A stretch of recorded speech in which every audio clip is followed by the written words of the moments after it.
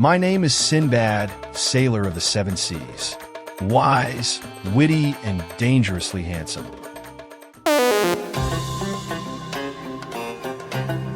What a tale I have to spin for you tonight. A tale not of monsters or enchanted islands, but of something far more powerful: kindness. Observe, my friends, the power of kindness. There's no greater quality in a person's character, a quality that never goes unnoticed. And today's tale will prove this to you. Once upon a time, in a land far from our familiar shores, lived a poor fisherman. This fisherman survived only on whatever fish he caught. He would catch 3 fish a day, one for himself, one for his wife, and one for his son, Amir. One day, the fisherman worked all day without success. Finally, as the sun began to set, he caught just one small fish. He handed it to Amir, who looked at it closely. It was unlike any fish he'd seen before, and with a heart full of kindness, he gently tossed it back into the sea. This happened not once, not twice, but 3 days in a row. His father, understandably, was furious. He told Amir to leave, to seek food and shelter elsewhere. And so, with a brave but heavy heart, Amir packed his meager belongings and set out into the world. Amir began his journey with only a little food in his bag. When he sat down to eat, a poor man came to him and asked for a drink of water. Amir kindly split his bread and water and shared it with the man. After their meal, they began talking. The man asked Amir where he was going. Amir answered, "Wherever the wind takes me." The old man said, "Then we will walk together." They walked until they reached the center of a large, bustling city. Amir had never seen such a place before. The old man went to fetch coffee from the coffee house, and as Amir was looking around, he heard soldiers shouting, "Go to your homes.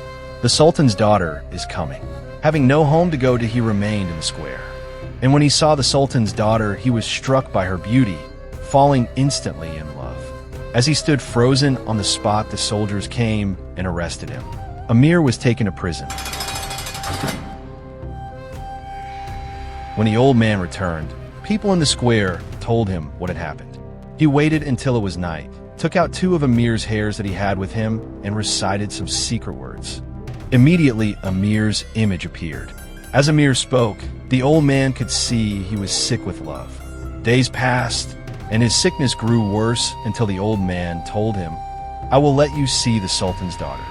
The man opened a small tin with coal inside, a black paste made from minerals used for decorating the eyes. Interesting fact for you. In ancient Egypt, this was thought to ward off evil spirits. With a small stick, he put some coal on Amir's eyelashes and wrote some magic words on his forehead. When he was finished, he said, "Now you can go see her." "How can this coal help me to see the Sultan's daughter?" he asked. The old man replied, "You are invisible. You can enter the palace without being seen. But remember, just because you are invisible, you are still accountable for your deeds." In other words, it's still important to be good even when you can't be seen and held accountable for your actions. With that, Amir left his prison at the next opportunity and headed straight for the Sultan's palace. When he got there and saw the guards, he felt nervous. But the sage was right. He went right up close to the guards without them noticing him. With his newfound confidence, he ran to the Sultan's daughter's room and knocked gently on her door. "Who is that?" He replied, "It is the boy that was arrested in the city square." He requested that she didn't open her door, only that they speak. He didn't want her to be surprised by his invisibility. They spoke for what felt like hours. They discovered they had much in common, and the Sultan's daughter grew very fond of Amir. She discovered he was an honest and truthful man. After a while, they heard a sound. It was a soldier carrying a torch made of fire, inspecting the palace grounds. He stood beside Amir. Amir grew worried. The smoke of the torch came near his eyes and made them water. This washed the coal from his eyelashes, and the spell was broken. Immediately, the soldier seized him, and he was captured once more.